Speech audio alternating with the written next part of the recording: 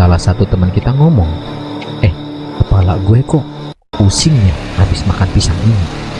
Dan lo tahu apa yang terjadi selanjutnya? Di video kali ini gua akan membacakan kisah-kisah horor yang dialami oleh para teman-teman kita nih, teman-teman netizen ya. Nah, video-video ini bakal bikin bulu kuduk kalian merinding. Tapi kita belum tahu nih sumber ceritanya ini kisah nyata atau hanya fiktif aja. Jadi kalian wajib simak dan kalian nilai sendiri. Kalian boleh berkomentar ini kisah nyata atau ini fiktif ya. Simak videonya sampai selesai, oke? Bareng gua Lolon Eyu.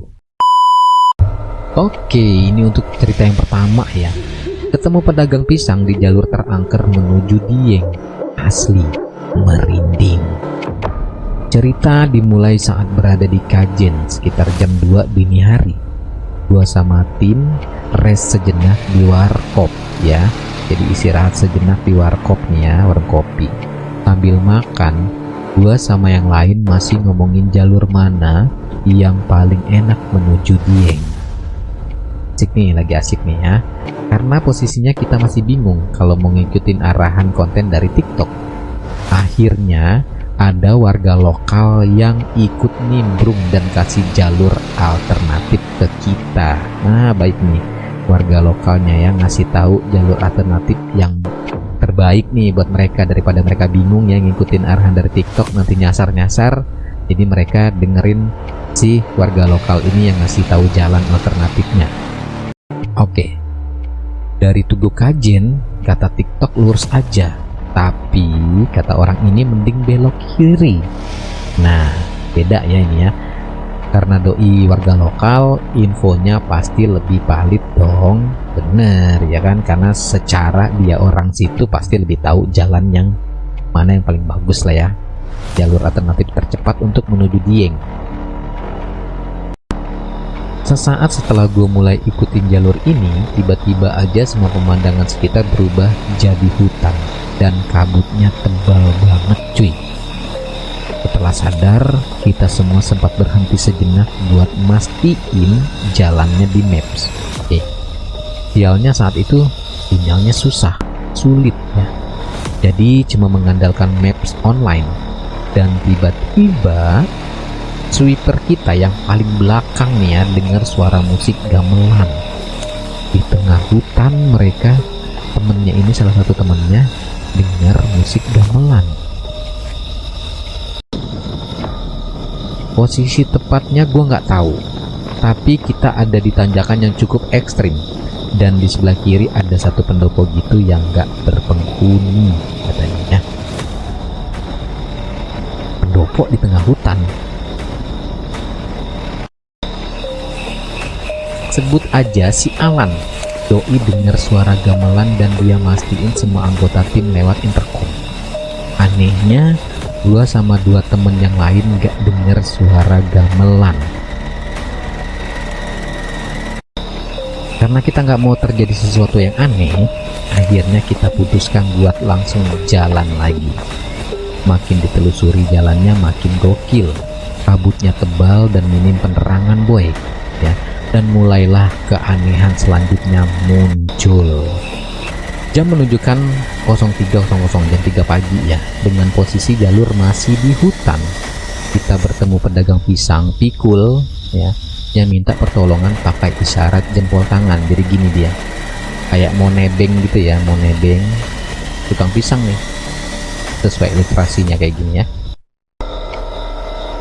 Setelah kita samperin, kita ajak ngobrol. Gua nih yang punya yang cerita ya. Kenapa pak? Ada yang bisa saya bantu? Terus kata si pedagangnya, saya kecapean deh, boleh saya nebeng sampai di desa? Waduh maaf pak, saya kurang paham jalan sini, bapak bisa tunjukin jalannya? Nggih dek, katanya. Iya dek, nanti saya tunjukin. Kalian mau makan pisang dek, ini saya kasih gratis. Oke, dikasih penawaran pisang gitu ya. Tanpa pikir panjang, satu tim langsung terima pisang pemberian si bapak dan mulai makan. Maklum lapar banget cuy. Oke. Waktu kita lagi siapin barang-barang si bapak buat diangkut pakai motor, salah satu teman kita ngomong, kepala gue kok pusing ya habis makan pisang ini. Dan lo tahu apa yang terjadi selanjutnya? Apa yang terjadi selanjutnya? Kita semua hilang kesadaran, boy, alias pingsan.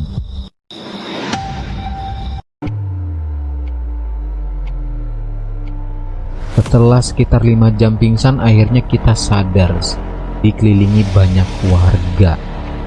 Nggak ada barang yang hilang, motor aman semua, dan warga bilang kalau kita semua tidur di tepi jalan. Anehnya lagi, itu bapak-bapak penjual pisang udah nggak ada, boy. Salah satu warga bilang, kalau mau pergi jauh, kondisi badan harus fit. Untung kalian ketemu si bapak, bukan si ibu. Hah? Untung kalian ketemu si bapak, bukan si ibu? Maksudnya? Lepas dari situ, akhirnya kita berangkat lagi menuju Dieng sambil berterima kasih sama para warga yang sudah banyak membantu dan menjaga kami selama istirahat di tepi jalan. Kita ada niatan balik dari Dieng mau bawa sesuatu ke kampung mereka. Tapi jalanan tempat gua pingsan bener-bener nggak ada, alias goib. Shock dan sempet nggak percaya. Menurut urban legend warlock sekitar yang beredar di sana, emang ada kampung goib dan tanda masuknya adalah suara gamelan yang kita dengar. Ternyata kampungnya sendiri goib, terus warga-warganya yang membantu itu semuanya goib, ya. Jalur itu nggak ada. Sebenarnya itu tuh hutan, ya. Beneran nggak ada, dan ini bener-bener aneh. Mereka bisa pakai motor lewat sana, terus ketemu si bapak, ya. Ternyata setelah ditelusuri itu bener-bener hutan, nggak ada jalan sama sekali. Wah, itu aneh sih. Ini sih seru sih ceritanya ini. Telepon tengah malam. Malam itu aku sampai di depan sebuah hotel di Bandung. Gaya bangunannya membuatku merinding. Entah kenapa tiba-tiba seseorang merangkul kakiku, muka dan rambutnya kusut. Dia mulai mengadahkan kedua tangannya. Aku tak merespon. Pria parubaya itu lalu berdiri dan marah-marah dalam bahasa Sunda. Tapi satu-satunya makian yang aku mengerti cuma awas. Tak hiraukan, aku pun lanjut ke kamar paling pojok di lantai 2. Aku juga sempat telepon istri hingga tertidur. Tapi kemudian aku terbangun. Tiba-tiba ada segumpal rambut kusut di bantalku. Merinding banget sendirian tidur di hotel. Terus di bantal banyak rambut kusut gitu. Itu punya siapa, weh? Ih. Bulu kuduku langsung berdiri. Rambut siapa ini? Helainya panjang. Pikiranku berkecamuk. Aku pun teringat perkataan teman. Konon, jika menemukan rambut misterius, bisa jadi itu tanda ada makhluk halus. Rasa takut itu makin menjadi-jadi saat terdengar tawa perempuan. Padahal sekarang pukul 1 dini hari.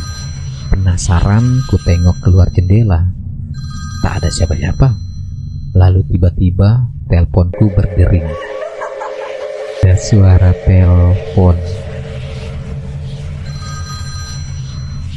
Pas diangkat, suara cewek ketawa. Siapa yang gak merinding? Di telepon pas diangkat, cewek ketawa. Hah? Siapa itu yang iseng banget?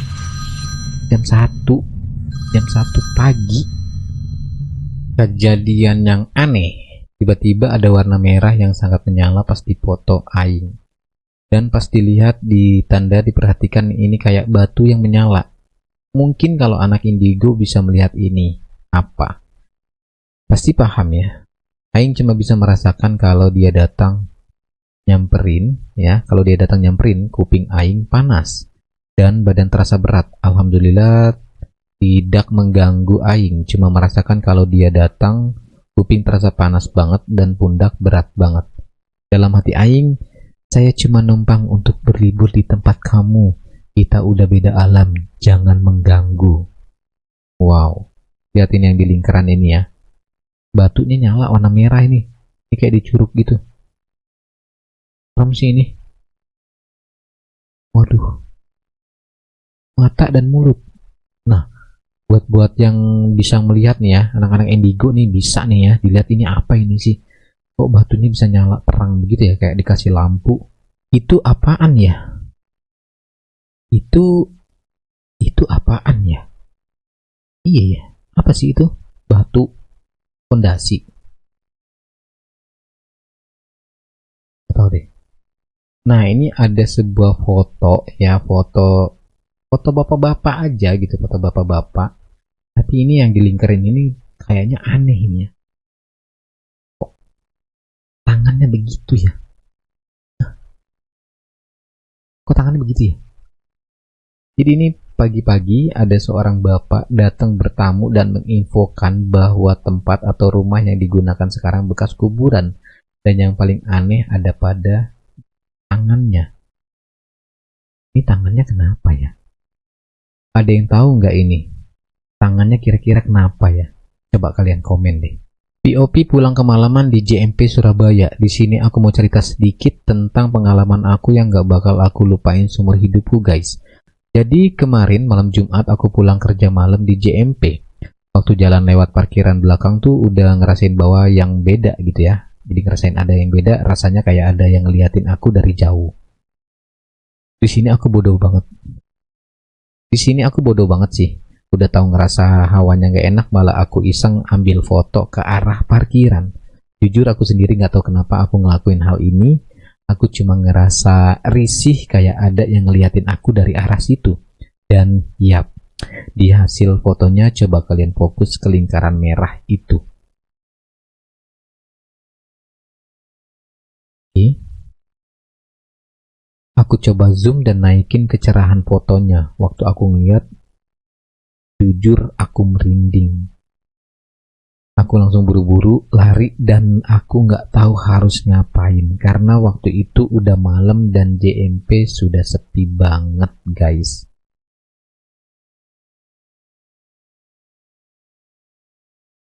Itu ada kuntilanak. Itu ada kuntilanak guys. Sepanjang jalan dan lorong JMP tuh udah sepi banget bener-bener dan gelap ya. Hampir nggak ada orang sama sekali. Terus karena aku panik, aku masuk di salah satu lorong di lantai dasar dan aku ketemu sama mas-mas ini. Dia aneh ya, dia aneh banget. Bajunya aneh, nada bicaranya aneh, nggak kayak orang pada umumnya. Aku makin ketakutan dan mas-mas ini malah nyuruh aku masuk ke satu pintu di lorong itu. Lalu, kira-kira apa yang terjadi ya? Kalau kalian sendiri pernah punya pengalaman atau cerita horor yang pernah kalian alami sendiri gitu ya, atau mendengar cerita dari teman-teman keluarga yang lain gitu yang pernah mengalami kejadian-kejadian mistis, goib, horor yang bikin bulu kuduk merinding, coba kalian share di kolom komentar ya. Dan jangan lupa subscribe, like, share, dan komen video ini. Oke, sampai ketemu lagi di video berikutnya. Gue Lelon Ayu, bye.